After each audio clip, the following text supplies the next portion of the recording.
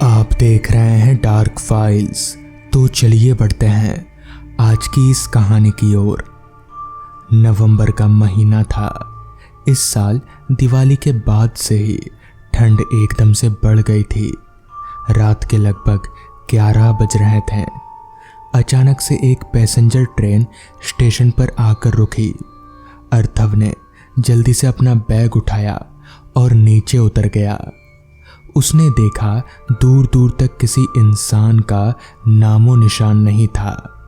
एक चाय वाला जरूर एक छोटी सी स्टॉल पर ट्रेन से उतरने वाले यात्रियों के लिए चाय की व्यवस्था करने के लिए खड़ा हुआ था। अर्थव जल्दी से उसके पास गया और बोला, भाई एक गर्मा गर्म चाय पिला दो। जी साहब बैठिए, उसने कुर्सी की तरफ इशारा करते हुए कहा। अरे ठंड इतनी है, मुझे तो यहीं आग के पास खड़े रहने दो। उसने आग की गर्मी से अपने हाथ गर्म करते हुए कहा। जैसी आपकी मर्जी साहब। कहाँ से आए हो और कहाँ जा रहे हो? इस पर अर्थव बोला, रतलाम से आया हूँ और इस गांव में अपने एक दोस्त से मिलने आया हूँ। अच्छा, तो आपका दोस्त आपको लेने आ रहा होगा? नहीं, उसे तो पता भी नहीं है कि मैं आ रहा हूँ। तो आप फिर उसके घर कैसे जाएंगे? गांव यहाँ से 5 किलोमीटर दूर है और रास्ता भी बहुत ख़राब है और इस समय जाने के लिए कोई साधन नहीं मिलेगा। अरे यार, ये मैंने क्या कर दिया? मुझे बताकर आना चाहिए था क्या?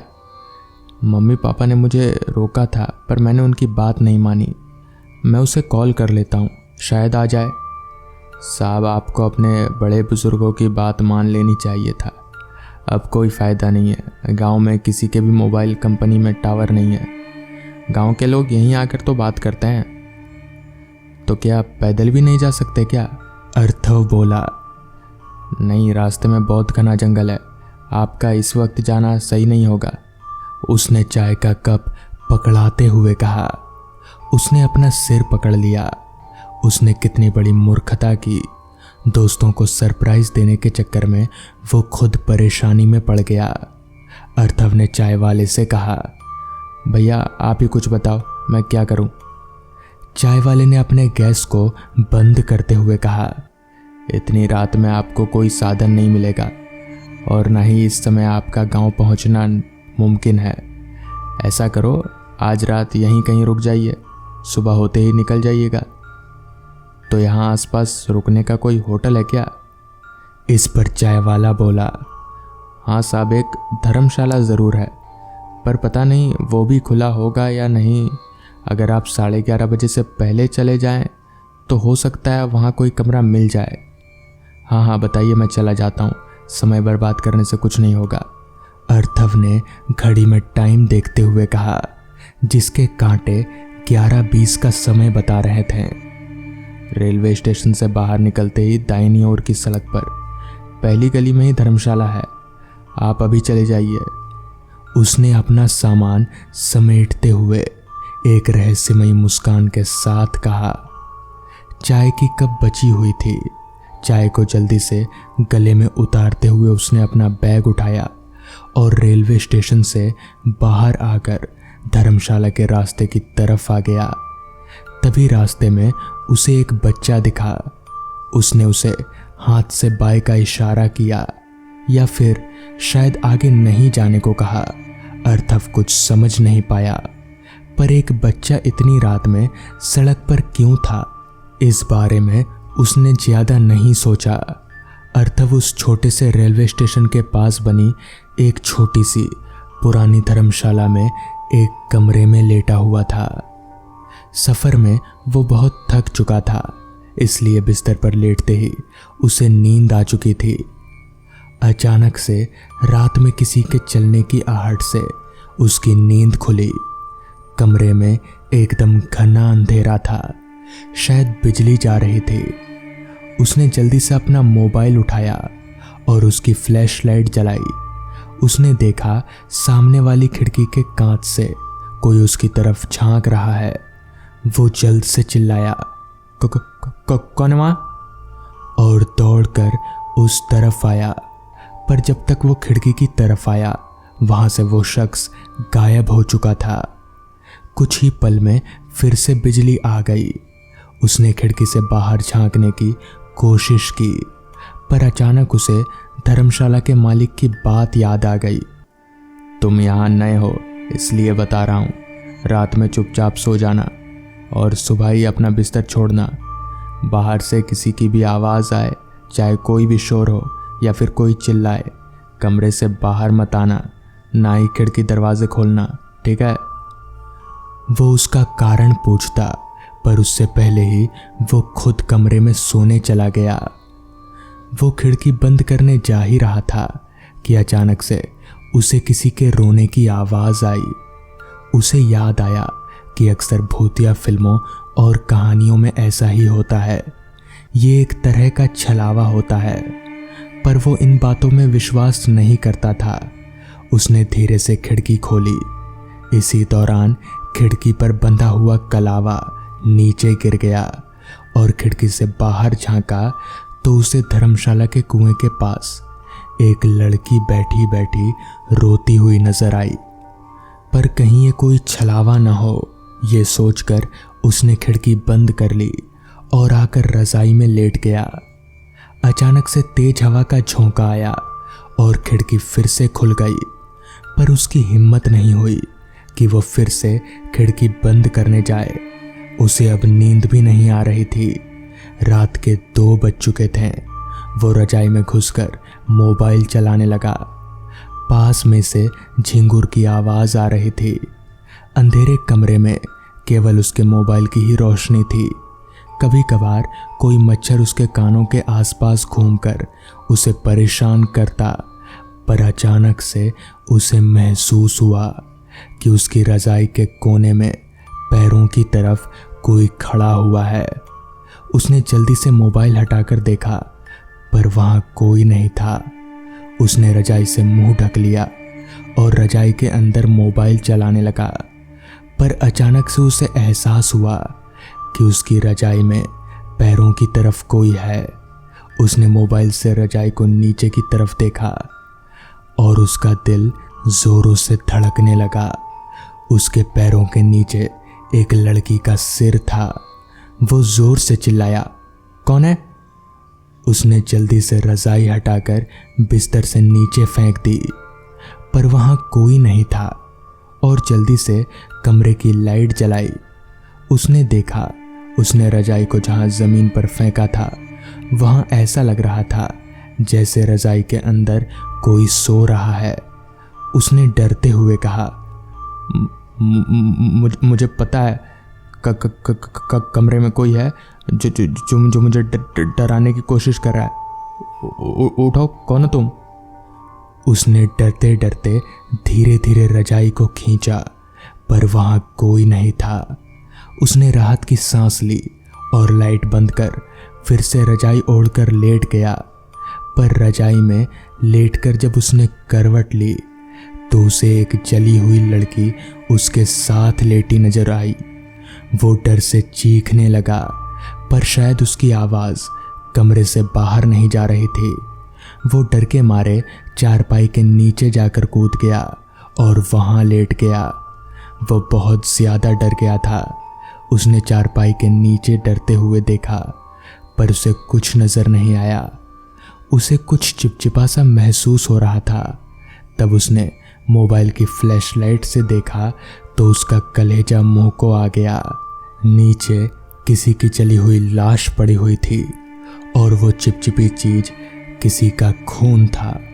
वो इस बार चिल्लाया और जल्दी से भागता हुआ दरवाजे के पास गया, पर दरवाज़ा बंद था और पूरी ताकत लगाने के बाद भी नहीं खुल रहा था। अचानक से वो रज़ाई बिस्तर से अलग हो गई और खड़ी हो गई। तब अर्थफ खिड़की से बाहर की तरफ कूदा। वहां कूदते ही उसने देखा कि वहां बाहर बहुत सी आत्माएं भटक रही थी। वो सब उसकी तरफ भागी। वो उनसे बचने के लिए धर्मशाला के मालिक के कमरे की तरफ भागा, पर उसने दरवाज़ा नहीं खोला। तब वो खिड़की की तरफ गया। उसने चिल्लाते हुए कहा, मुझे बचा लो, मुझे बचा लो। अर्थफ के चीखने की आवाज़ सुनकर होटल के मालिक ने कमरे की लाइट जलाई और खिड़की खोल अर्थफ को अंदर ले लिया और तुरंत ही खिड़की बंद कर दी। तभी अर्तव ने कहा, ये सब क्या था? वो आत्माएं? इस पर होटल के मालिक ने कहा, फंस तो तुम उसी वक्त गए थे जब उस चाय वाले ने तुम्हें यहाँ भेजा। मैंने तुम्हें बचाने की कोशिश भी की कि तुम्हारे खिड़की और दरवाजे पर कलावा बांधकर, मगर तुमने खिड़की खोल दी शायद। दरअसल ये होटल आत्माओं का होटल है। वो चाय वाला लोगों को बहला फुसला कर यहाँ भेजता है और ये आत्माएं उनका काम तमाम कर देती हैं। इन लोगों ने मुझे सिर्फ इसलिए ज़िंदा रखा है ताकि मैं लोगों को कमरा दे सकूं। मैं तुम्हें बताना चाहता था मगर इन आत्माओं के चलते बता न सका। तो सारी बात सुन अर्थव बोला, तो अब क्या होगा? इस पर उस आदमी ने कहा, कुछ नहीं होगा, मेरे कमरे में भी कलावा बंधा हुआ है। तुम कल सुबह तक यहीं रहो और कल सुबह चले जाना। जिसके बाद रात भर अर्थव उसी कमरे में रहा और सुबह होते ही वहां से निकल गया। तो दोस्तों, ये थी आज की पहली कहानी। अगर आपको ये कहानी पसंद आई हो तो वीडियो को लाइक और चैनल को सब्सक्राइब कर लें। तो चलिए बढ़ते हैं आज की दूसरी कहानी की ओर। कालगंज बस स्टॉप से मैं बस में सवार हुआ। बस में लोग तो थे मगर काफ़ी कम, या यूं कहें तो उंगलियों में गिना जा सके, बस इतने ही लोग थे। खैर, मैं एक सीट पकड़कर बैठ गया। रात का वक्त था और चारों तरफ सिर्फ अंधेरा ही छाया हुआ था। और तो और रास्ते पर भी स्ट्रीट लाइट का कोई नामो निशान नहीं था। चांद की रोशनी से ही अगल बगल का सब कुछ नजर आ रहा था। हम जिस रास्ते पर फिलहाल आगे बढ़ रहे थे वो रास्ता थोड़ा जंगली किस्म का था। रास्ते के दोनों बाजू बस घने लंबे पेड़ ही नजर में आ रहे थे। बस में मौजूद सारे मुसाफिर नींद के आगोश में थे। उन सभी की नींद तब टूटी जब ड्राइवर ने एक झटके से ब्रेक लगा दिया। अचानक ब्रेक लगने से मैं तो कुछ हद तक संभल भी गया, मगर जो मुसाफिर सो रहे थे उनको संभलने का मौका ही नहीं मिला और कुछ तो नीचे ही गिर पड़े। जैसे तैसे धीरे धीरे सब होश में आए तो ड्राइवर पर चिल्लाने लगे। तभी ड्राइवर बोला, अरे मेरी कोई गलती नहीं है, सामने रोड पर देखो, अचानक इतना बड़ा पेड़ गिर जाएगा तो ब्रेक मारना ही पड़ेगा ना। ड्राइवर के कहने पर सब अपनी सीट पर से उठकर सामने की तरफ देखने लगे तो सच में रोड के बीचों बीच एक बहुत ही बड़ा जंगली पेड़ गिरा हुआ था। उस पेड़ को देखकर एक मुसाफिर ने कहा, हम 5-6 लोग तो हैं, चलो मिलकर हटा देंगे पेड़ को रास्ते से। उस आदमी की बात सबको ठीक लगी, लिहाजा हम सभी बस से उतरकर उस पेड़ को हटाने की कोशिश करने लगे। मगर वो पेड़ इतना भारी और बड़ा था कि हम सब लोग मिलकर भी उस पेड़ को हटाना तो दूर हिला भी नहीं सके। जब बहुत कोशिशों के बाद भी वो पेड़ नहीं हिला तो एक दूसरे आदमी ने कहा, देखो ये पेड़ तो हिलने वाला नहीं है ड्राइवर साहब, एक दूसरा रास्ता है ना, वो जंगलों वाला। ये सुनकर ड्राइवर बोला, दिमाग ठिकाने पर तो है आपका, उस रास्ते पर इस वक्त अगर जाएंगे तो कोई जिंदा नहीं बच पाएगा। इस पर मैंने कहा, क्यों, क्या उस रास्ते पर जो हमें मार डालेगा? तो ड्राइवर बोला, वो रास्ता शापित है, शापित, भूत भटकते उस रास्ते पर, नहीं जा सकते उधर से। इस पर सारे मुसाफिर ड्राइवर के ऊपर एक एक अपना गुस्सा झाड़ने लगे और बोले, तो अब यहाँ पर क्या करेंगे हम लोग, चुपचाप चलो वरना ठीक नहीं होगा। ड्राइवर बेचारा अकेला आदमी था। डरा धमका कर सारे मुसाफिरों ने उसे उस रास्ते पर चलने के लिए राजी करवा ही लिया। खैर, हम सभी वापस बस में आकर बैठ गए और ड्राइवर ने बस को पीछे की ओर मोड़ लिया। मुझे कहीं ना कहीं थोड़ी घबराहट तो हो रही थी क्योंकि मेरे साथ ये सब पहली बार हो रहा था, लेकिन मेरे पास दूसरा कोई चारा नहीं था। कुछ देर के बाद ड्राइवर ने बस को उस रास्ते से अलग एक दूसरे रास्ते की ओर मोड़ लिया। उस रास्ते का जैसा नाम था जंगली रास्ता, असल में बिल्कुल वैसा ही था वो रास्ता। ऐसा लग रहा था जैसे हम रास्ते पर ना चलकर किसी जंगल में चल रहे हों, और जंगल होने की वजह से चांद की रोशनी भी सही से उस रास्ते पर पहुंच नहीं पा रही थी।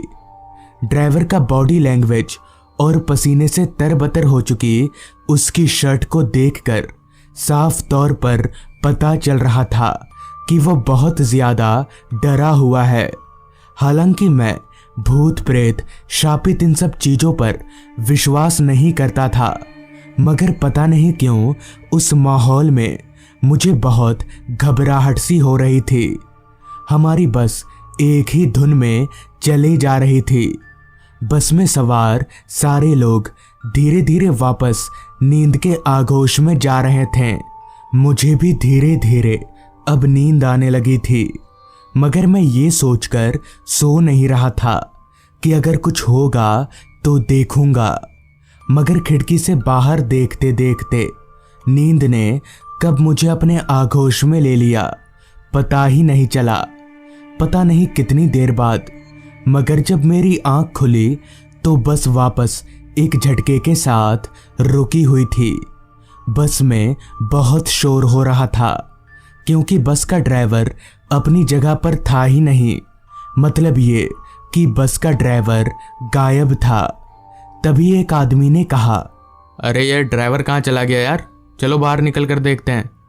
इस पर दूसरे आदमी ने कहा, हाँ हाँ चलो जल्दी, कहाँ चला गया ड्राइवर। जिसके बाद हम सारे लोग बस से नीचे उतरे। हम सिर्फ 4 या 5 लोग ही रहे होंगे और वो जंगल बहुत घना था। हमें कुछ समझ नहीं आ रहा था कि अब इस ड्राइवर को कहाँ और कैसे ढूंढे। अभी हम लोग ये सोच ही रहे थे कि तभी हमें ड्राइवर के चीखने की आवाज़ सुनाई पड़ी। चीखने की आवाज़ जंगल के कहीं अंदर से आ रही थी। तभी मैंने कहा, अरे चलो जल्दी, लगता है ड्राइवर किसी मुसीबत में है। इतना कहकर हम सारे लोग आवाज़ की ओर भागे। भागते भागते हम जंगलों के अंदर पहुंच गए, मगर तब भी ड्राइवर के चीखने की आवाज़ आ ही रही थी। लिहाजा हम लोग आवाज़ की ओर भागते रहे। जंगल में पूरा अंधेरा छाया हुआ था, लिहाजा हम सब ने अपने अपने फ़ोन की फ्लैशलाइट जला ली और आवाज़ की तरफ आगे बढ़ते रहे।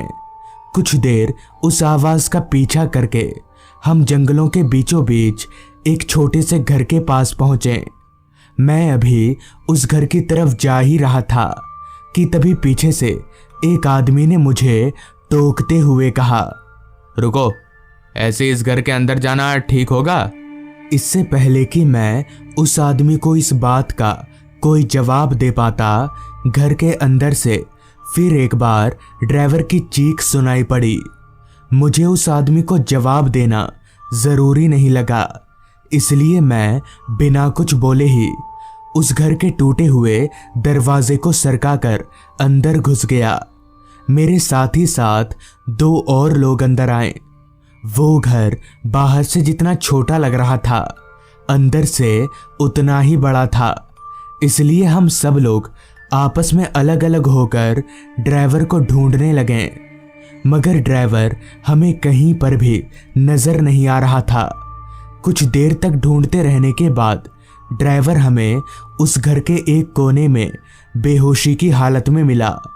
हम लोगों ने मिलकर किसी तरह से ड्राइवर को होश में लाया और पूछा, तुम यहाँ पर कैसे आ गए? इस पर ड्राइवर बोला, पता नहीं, एक औरत ने बस रुकवाया था। उस औरत का चेहरा बहुत डरावना था। फिर मुझे कुछ याद नहीं, मेरी आंख अभी खुली। ड्राइवर की बात सुनकर मुझे और बाकी मुसाफिरों को बहुत हैरानी हुई कि अगर ड्राइवर यहाँ पर बेहोश पड़ा था तो फिर इतनी देर से चीख कौन रहा था। हमें वहाँ पर ज़्यादा देर तक रुकना ठीक नहीं लगा, लिहाजा हम लोग ड्राइवर को लेकर वापस बस में आ गए और उस रास्ते से बाहर निकल गए। अब पता नहीं ड्राइवर सच बोल रहा था या झूठ, मगर एक बात तो पक्की है कि उस रास्ते पर कुछ अजीब तो था, वरना ड्राइवर बेहोशी की हालत में उस घर में कैसे पहुंचता। और अगर वो तब से बेहोश था तो फिर चीखने की आवाज़ किसकी थी। बहुत से लोगों का कहना है कि उस रास्ते पर एक औरत की आत्मा भटकती रहती है, जिसे देखते ही लोग बेहोश हो जाते हैं और उस घर में पहुंच जाते हैं। हालांकि वो औरत की आत्मा किसी को भी नुकसान नहीं पहुंचाती। उस दिन के बाद से रात तो क्या, मैं दिन के वक्त भी उस रास्ते पर नहीं जाता, और अब मैं पूरी तरह से भूत प्रेत आत्माओं पर विश्वास करने लगा हूँ। तो दोस्तों, ये थी आज की कहानी। अगर आपको ये कहानी अच्छी लगी हो तो चैनल को ज़रूर सब्सक्राइब कर लें। तो मैं आपका दोस्त आर्यन जल्द ही मिलूँगा आपसे ऐसी ही एक कहानी के साथ।